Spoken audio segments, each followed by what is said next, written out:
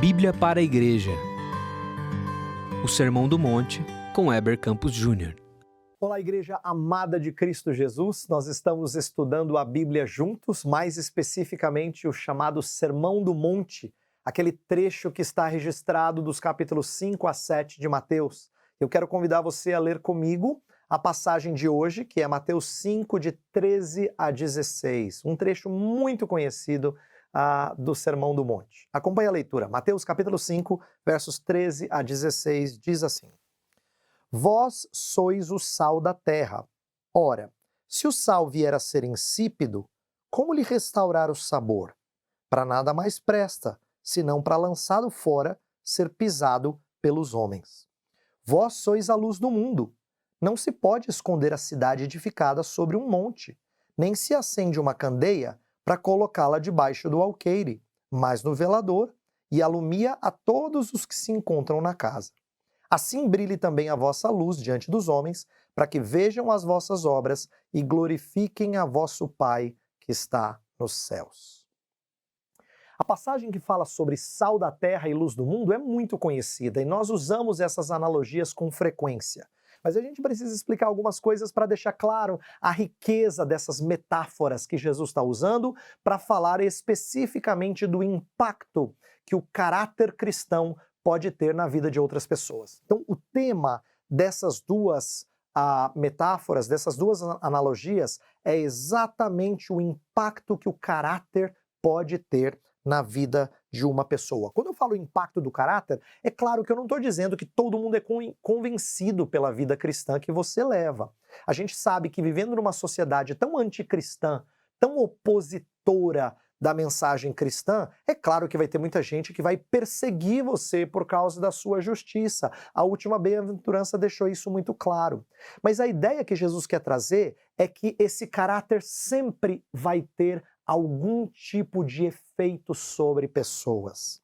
Ainda que alguns ou vários não sejam convencidos, alguns certamente são impactados de forma significativa. Isso é visto em outras partes da Escritura. Homens como Daniel conseguiram a admiração de ímpios pela sua conduta. A mesma coisa com José, vivendo no Egito, também admirado pela sua conduta. Então a verdade é que o impacto do caráter genuinamente cristão existe.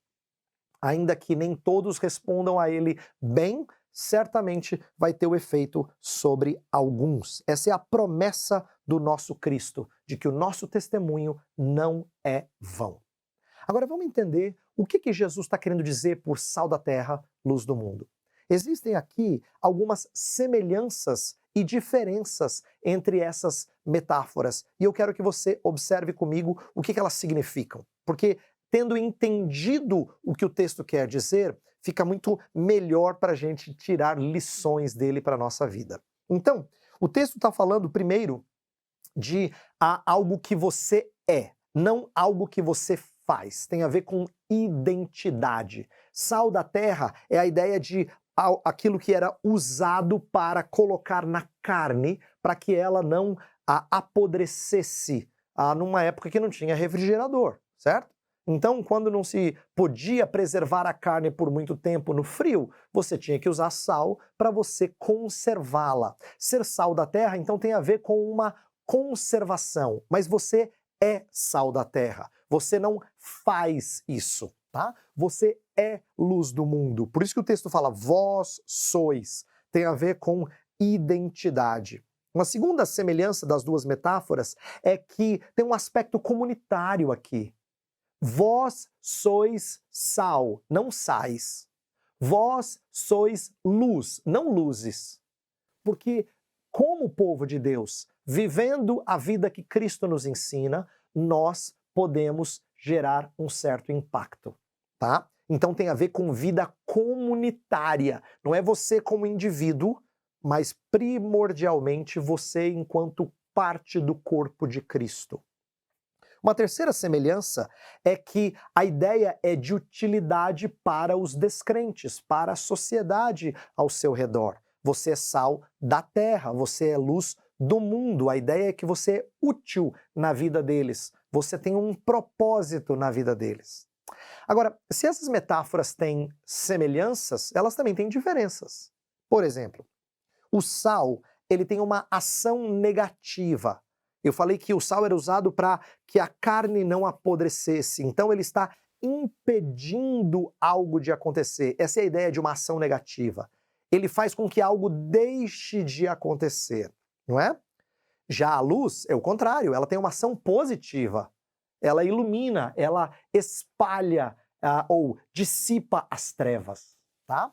Então, se um tem uma ação negativa, o outro tem uma ação positiva. O sal, ele tem uma ação secreta. Ninguém vê o sal atuando, não é? Você coloca lá o sal na comida, o que acontece? De repente ela está saborosa.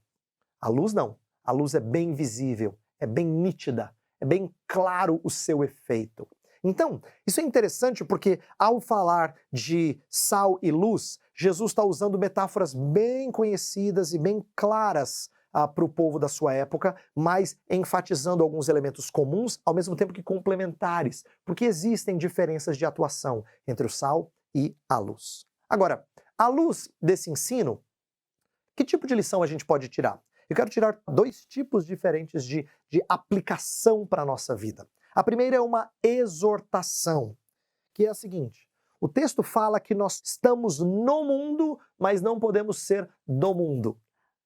A luz é do mundo, é verdade, mas ela não é vencida pelas trevas, senão ela deixa de ser luz. O sal é da terra, mas ele não pode se confundir com terra, porque nesse caso ele deixa de salgar. Então nós estamos na sociedade, mas nós não podemos ser cooptados pelo sistema pecaminoso que nos cerca. Então, a primeira exortação é que crente não vive a vida cristã agradável a Deus de forma isolada de pessoas. Nós não somos chamados para viver num gueto cristão. Nós somos chamados a viver dentro deste mundo. Lembra, Jesus Cristo falou assim: não peço que os tires do mundo, apenas que os guardes do mal, Pai. Jesus orou para que nós fôssemos guardados de maneira incontaminada, mas fazendo parte do mundo. Então a exortação que eu faço é que você se engaje, se envolva com pessoas, com o intuito de refrear o apodrecimento moral ao seu redor, com o intuito de dissipar as trevas na vida de pessoas com quem você convive. Não para ser cooptado pelo sistema maligno de pecado. Então essa é a exortação que a gente pode tirar. Mas eu creio que existe também uma palavra de encorajamento. Eu quero terminar com essa palavra de encorajamento. Ser sal e ser luz tem a ver com a possibilidade de nós sermos influentes em pequena quantidade. Já pensou nisso? Você só precisa de uma pitada de sal para você fazer efeito. Numa casa escura e sem energia elétrica, você só precisa de uma vela para conseguir enxergar mais ou menos e fazer as coisas que você precisa. Perceba que Jesus está usando ilustrações de coisas que são poderosas. A gente perde isso de vista quando a gente fala de luz, porque nós estamos tão acostumados com tanto potencial de energia, não é?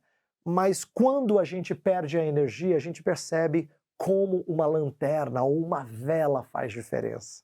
Uma só já faz muita diferença.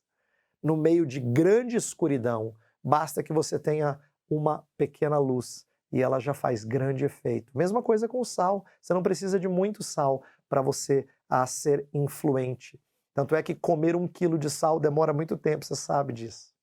Então, olha que palavra encorajadora de Jesus Cristo dizer primeiro para os seus discípulos, mas depois para todos que lhe ouviram lá no monte, que ainda que o povo de Deus pareça pequeno, ele pode fazer grandes coisas na mão desse poderoso Senhor. Grandes coisas. Ser sal da terra e ser luz do mundo não é ter pouco efeito ou pouca influência, é o contrário. Nas mãos do poderoso Deus é poder fazer grandes coisas, porque ele nos habilita a termos esse tipo de impacto. Eu espero que você seja encorajado por essa palavra.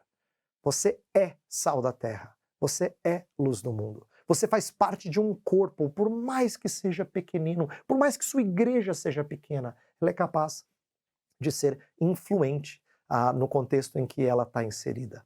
Minha oração é que você guarde essa palavra, seja exortado alertada por ela e encorajada por ela a viver de tal forma a acreditar no que Deus pode fazer por teu intermédio. Que Deus te abençoe, te faça ousado, ousada no testemunho por Ele.